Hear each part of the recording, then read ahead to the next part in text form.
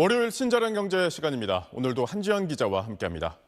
안녕하세요. 안녕하세요. 네, 지금 경기가 어렵다 보니까 이 금리는 내려가는 시기인데 4대 금융그룹이 예금과 대출의 금리 차이로 이번 1분기에 이자로만 1조 원을 벌어들였다고요? 예, 10조 원을 돌파를 10조 원, 했는데 예, 10조 원. 기준금리 내리는 분위기에 은행들이 아주 발빠르게 예금금리를 내리고 있습니다. 대출금리는 천천히 내리는데 유독 예금금리만 빨랐죠. 네. 역시나 1분기 이자 장사로 낸 이익이 10조 6천억 원대로 증가했습니다.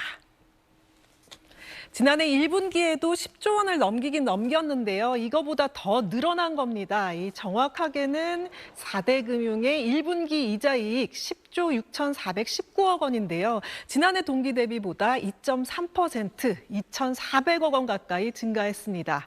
그 당시 기준금리를 보면 3.5%였는데 이번 1분기에는 2.75%까지 내려왔거든요.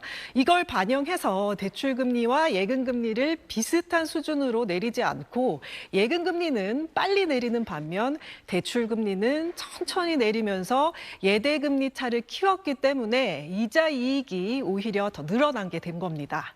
다른 회사랑 한번 비교를 해볼까요? 이 삼성전자 올 1분기 잠정 영업이익이 6조 6천억 원인데요. 4대 금융지주가 이자로 벌어들인 돈이 1.6배 많은 겁니다. 반면 4대 금융의 비이자 이익은 3조 2,515억 원으로 전년 동기보다 1.4% 줄었습니다. 이자 이익 은행별로 얼마나 늘었는지 보면요. KB금융이 2.9% 늘었고요. 하나와 우리금융이 각각 2.4%, 신한금융이 1.4% 늘었습니다.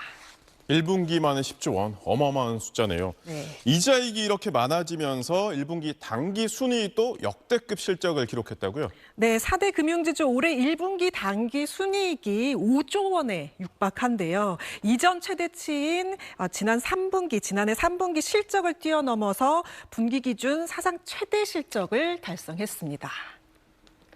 5조 원에 육박했던 이번 1분기 당기 순이익, 지난해 1분기와 비교하면 7천억 원 넘게 17% 가까이 증가한 규모입니다.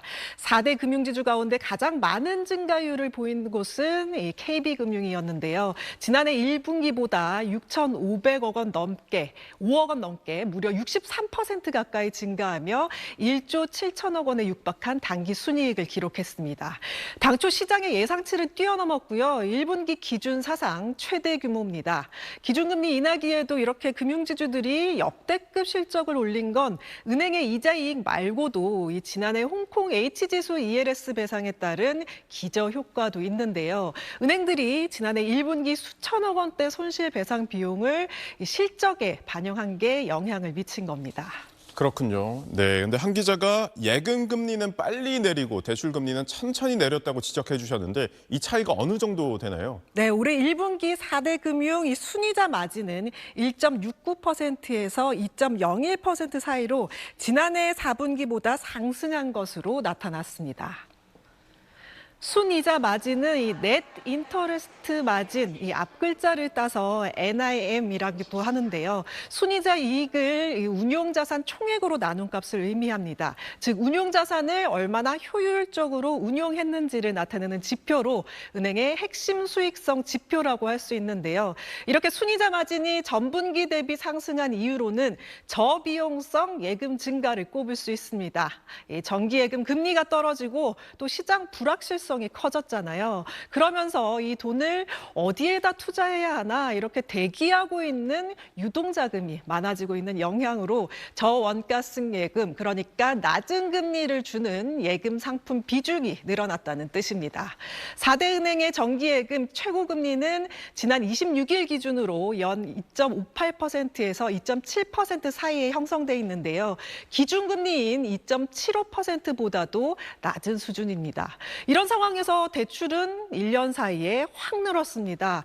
이 원화대출금이 64조 원 불면서 올해 1분기 1,291조 원이 넘는데요. 지난해 수도권 집값이 뛰면서 주택담보대출을 중심으로 가계대출이 늘었고 기업대출도 증가한 영향입니다. 그렇군요. 잘 들었습니다.